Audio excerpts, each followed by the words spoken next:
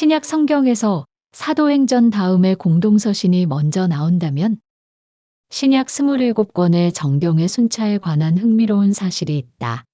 필자가 목회자들을 대상으로 공동서신을 강의할 때 한 번은 휴식 시간에 러시아에서 선교 사역을 하는 선교사님이 다가와 교수님, 러시아에서는 신약 성경이 사도행전 다음에 공동서신이 먼저 나오는 순서로 되어 있어요. 라고 말했다. 그렇다. 그것은 러시아 정교회가 신약의 정경들을 배열하는 방식에 있어서 동방 정교회의 전통을 따랐기 때문이다.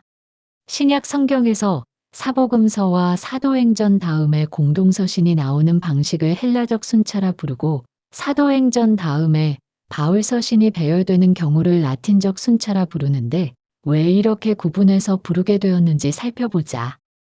사정은 이렇다.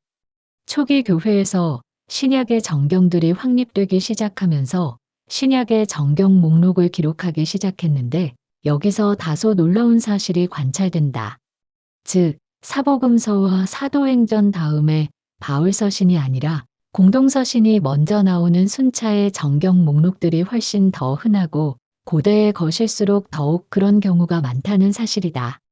예를 들어 예루살렘의 시리리 교리서나 라오디게아 공의회 59번째 정경 목록이 유명한데 대표적으로 아타나시우스가 보낸 39번째 부활절 편지에 기록된 신약 정경 목록도 사도행전 다음에 바울서신이 아니라 공동서신을 먼저 위치시킨다.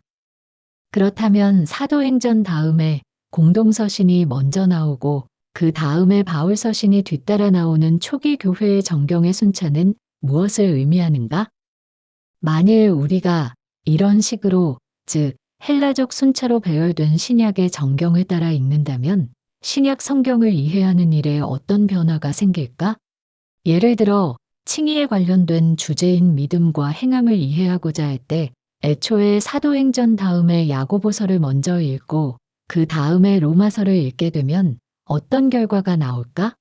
어떤 학자는 신약 정경에서 사도행전 다음에 공동서신이 먼저 나오는 정경적 순차가 의미하는 바는 예수 그리스도의 복음을 이해하고자 할 때 사복음서와 사도행전을 읽은 다음에 공동서신을 먼저 읽고 바울서신을 읽음으로써 이신칭의의 복음을 오해함 없이 보다 균형 잡히고 조화로운 초기 교회의 정통적인 복음 해석을 얻게 하기 위함이라고 해석하기도 한다.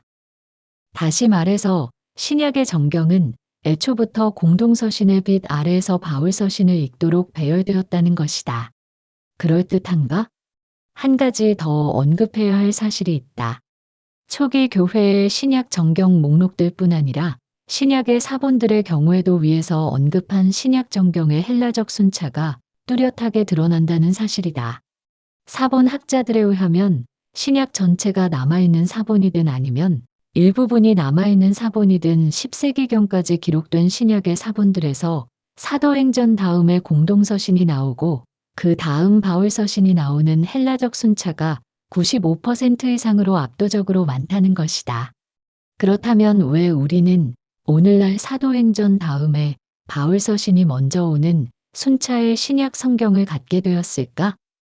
그것은 5세기경 제롬이 신구약 성경을 라틴어로 번역한 라틴 벌게이트를 만들면서 신약 정경을 그런 순차, 즉 사도행전 다음에 바울서신이 오는 순차로 배열한 것으로 알려져 있다. 그 이후 주로 서방 교회가 라틴 순차를 유지했는데 종교개혁 시대에 이르러 이신칭의의 교리가 잘 드러났던 바울서신이 중요해졌기 때문에 이런 라틴 순차를 바꿀 이유가 없었음은 어렵지 않게 이해가 된다.